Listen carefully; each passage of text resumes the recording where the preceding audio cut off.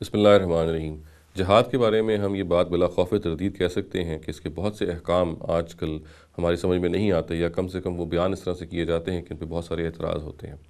اس وجہ سے یہ بہت ضروری ہے کہ اللہ تعالیٰ کے اس انتہائی اہم حکم کو قرآن مجید سے براہ راست سمجھا جائے اور نبی صلی اللہ علیہ وسلم کی سنت سے اس کو عکس کیا جائے، ان کے ارشادات سے اس کو دیکھا جائے۔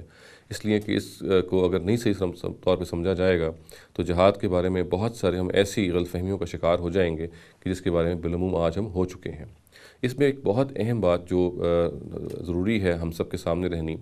اور جو شاید اس معاملے میں بالکل بنیادی بات ہے، وہ یہ ہے کہ جہاد جب بھی کیا جائے گا وہ ایک اسلامی ریاست کرے گی، یعنی کسی شخص کو ذاتی حیثیت میں جہاد کرنے کا، کنڈکٹ کرنے کا کوئی بھی اختیار حاصل نہیں ہے۔ قرآن مجید کے مطابق، اسلام کے مطابق صرف اور صرف ایک ریاست ہی جہاد کرے گی، اور جب بھی کرے گی آج کل کے دور میں یہ ظلم و عدوان اور اس قبیل کے دوسرے جرائم کی سرکوبی کے لیے کرے گی۔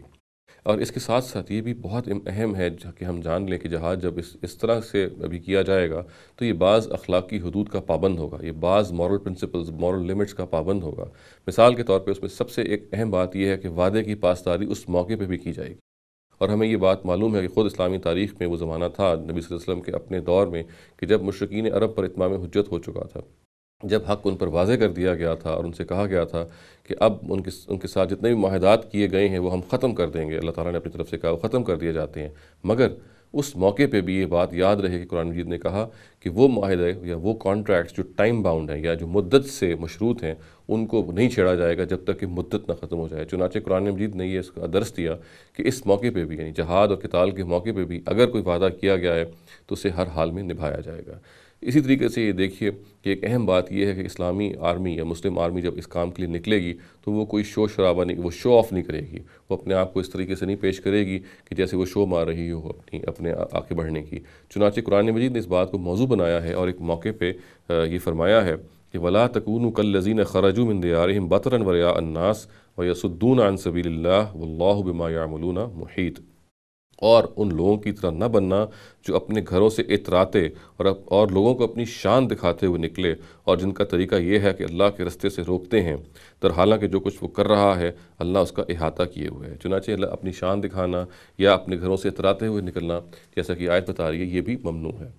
اسی طریقے سے دیکھیے کہ ایک بہت اہم اخلاقی حد یہ ہے، ایک مورل پرنسپل یہ ہے کہ وہ لوگ کہ جو لڑائی میں جو غیر جانبدار ہیں یا وہ نیوٹرل رہنا چاہتے ہیں، تو ایک اسلامی آرمی جو ہے، ایک مسلم آرمی، ان سے کوئی تعرض نہیں کرے گی، ان کو کسی طریقے سے ہارم نہیں کرے گی۔ پھر یہ دیکھیے کہ وہ لوگ کہ جو عرفاً ایک جنگ میں حصہ نہیں لے سکتے، مثال کے طور پہ بچے ہیں یا بوڑھے ہیں یا معذور ہیں، تو ان سے بھی کوئی تعرض نہیں کیا جائے گا، ان کو بھی کسی طریقے سے ان کو نقصان نہیں پہنچایا جائے گا۔ خواتین کا بھی یہی معاملہ ہے۔ اسی طریقے سے یہ دیکھیے کہ لاشوں کا مسئلہ نہیں کیا جائے گا، لاشوں کا مسئلہ ظاہر ان کو میوٹیلیٹ کرنا یہ انتہائی طور سے ایک بری چیز سے روکا گیا ہے۔ اسی طرح سے لاشوں کو یا انسانوں کو آگ میں نہیں جلایا جائے گا، اس پہ نبی صلی اللہ علیہ وسلم نے بہت شدت سے روکا ہے۔